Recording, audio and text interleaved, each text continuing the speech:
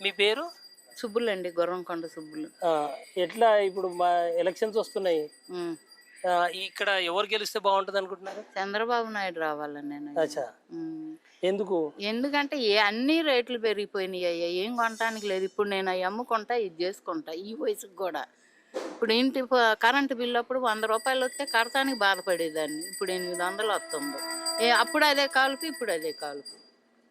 మరి ఇంటి పన్ను అప్పుడు 60 రూపాయలు తీసుకునేవాళ్ళు మాకు, ఇప్పుడు 500 వస్తుంది. కట్టకపోతే లాగండి పీకండి అంటారు, దౌర్జన్యంగా మాట్లాడతారు. ఏడుపు ఒకటే తక్కువ. ఈ ఇంటికి 500 కడుతున్నారు? ఇంటి పన్ను 500 ఈ ఇంటికి. ఈ ఇంటికి. అదిగో పన్ను అది ఉచితంగా వేశారు 300 రూపాయలది మా మేనత్త ఉన్నప్పుడు. ఏది ఇది పంపు కౌన్సిలర్ని అడిగితే కట్టే పని లేదు లెక్క, ఇవి ఉచితంగా పంపులని 300 తీసుకొని వేసారు. వేస్తే అది ఇప్పుడు అప్పుడప్పుడు వచ్చి దీనికి అన్నాలు అవుతుంది, కట్టలేదు, 10,000 కడితే ఉంచుతాం, లేకపోతే లేదు డమ్మీ చేస్తామని 3 సార్లు డమ్మీ చేశారు దాన్ని. అయితే నేను తీసేసి, మరి ఇంకా నేను ఎక్కడ పోయి తెచ్చుకోవాలి? పక్కన పోయి తెచ్చుకోలేకపోతున్నా, కాళ్ళు వాసి నడవలేకపోతున్నానయ్యా.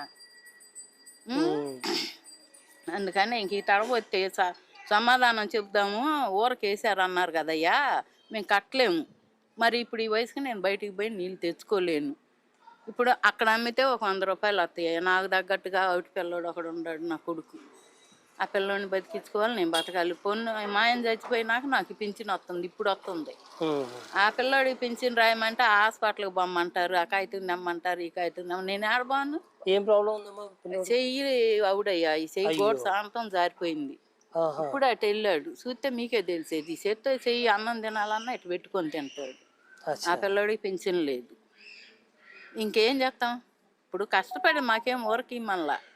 ఇప్పుడు ఏదన్నా లేని వాళ్ళకి ఇట్ట తక్కువ, ఆ ఇల్లుకి 60 రూపాయలు తీసుకునే వాళ్ళకి ఇవాళ రోజున 500 అంటే ఏడ తెచ్చి కట్టను నేను? 800 వచ్చింది కరెంటు బిల్లు. మరేం చేయాలి? ఏ పరిపాలన కావాలనుకుంటాం?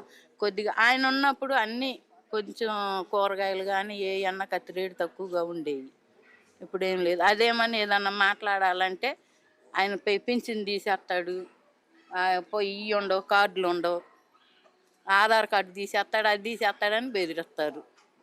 ఇంకేం మాట్లాడలేకపోతున్నాం.